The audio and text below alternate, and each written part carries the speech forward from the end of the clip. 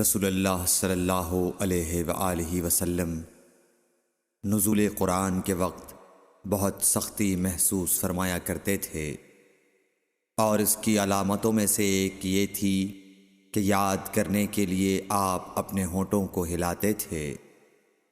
ابن عباس رضی اللہ تعالیٰ عنہ نے کہا، میں اپنے ہونٹوں کو ہلاتا ہوں جس طرح آپ ہلاتے تھے۔ سعید کہتے ہیں، میں بھی اپنے ہونٹ ہلاتا ہوں جس طرح ابن عباس رضی اللہ تعالیٰ عنہ کو میں نے ہلاتے دیکھا۔ پھر انہوں نے اپنے ہونٹ ہلائے۔ ابن عباس رضی اللہ تعالیٰ عنہ نے کہا، پھر یہ آیت اتری کہ اے محمد، قرآن کو جلد جلد یاد کرنے کے لیے اپنی زبان نہ ہلاؤ، اس کا جمع کر دینا اور پڑھا دینا ہمارا ذمہ ہے۔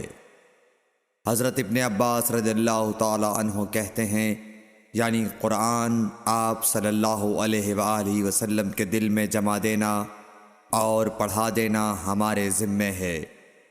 پھر جب ہم پڑھ چکے تو اس پڑھے ہوئے کی اتباع کرو۔ ابن عباس رضی اللہ تعالیٰ عنہ فرماتے ہیں، اس کا مطلب یہ ہے آپ اس کو خاموشی کے ساتھ سنتے رہو، اس کے بعد مطلب سمجھا دینا ہمارے ذمہ ہے۔ پھر یقیناً یہ ہماری ذمہ داری ہے کہ آپ اس کو پڑھو، یعنی اس کو محفوظ کر سکو۔ چنانچہ اس کے بعد جب آپ کے پاس حضرت جبرائیل علیہ السلام وحی لے کر آتے تو آپ توجہ سے سنتے، جب وہ چلے جاتے تو رسول اللہ صلی اللہ علیہ وسلم اس وحی کو اس طرح پڑھتے جس طرح حضرت جبرائیل علیہ السلام نے اسے پڑھا تھا۔